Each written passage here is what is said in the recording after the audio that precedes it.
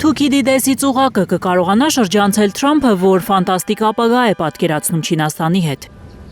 Պեկինում Չինաստանի առաջնորդն ակնարկել է, որ Միացյալ Նահանգների ղեկավարը չի համակերպվում, որ գերտերություն է նաև Չինաստանը։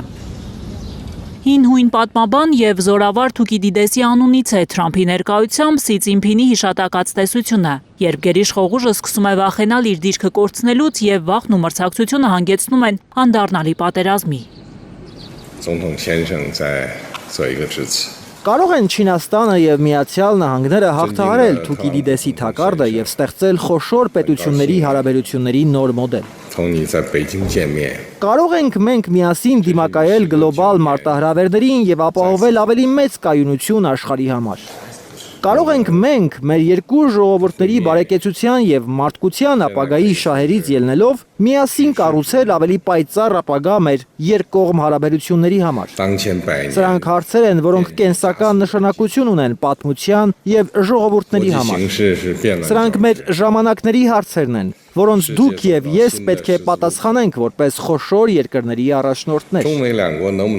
Ոչ վերբալ խոսքի մասնագետները վերլուծելով Սիի ժեստերը Թրամփի հետ ժողովրդի մեծ դահլիճի, Չինաստանի խորհրդարանի շենքի մոտ նկատում են, որ առաջատարի դիրքերից է փորձում երևալ չինացի առաջնորդը։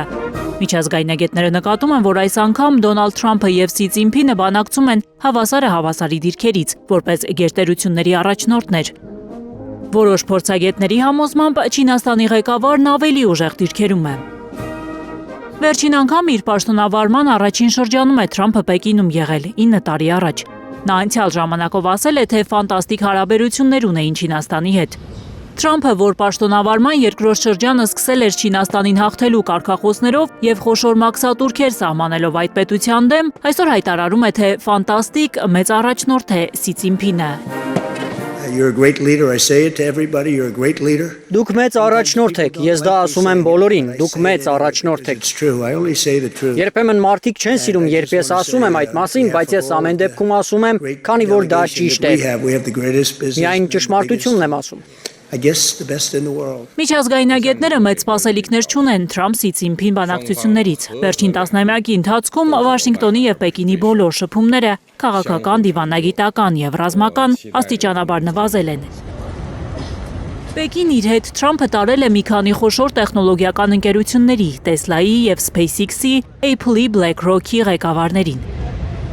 Չինաստանն ու Միացյալ Նահանգները կարող են շահել համագործակցությունից և կորցնել առճակատումից։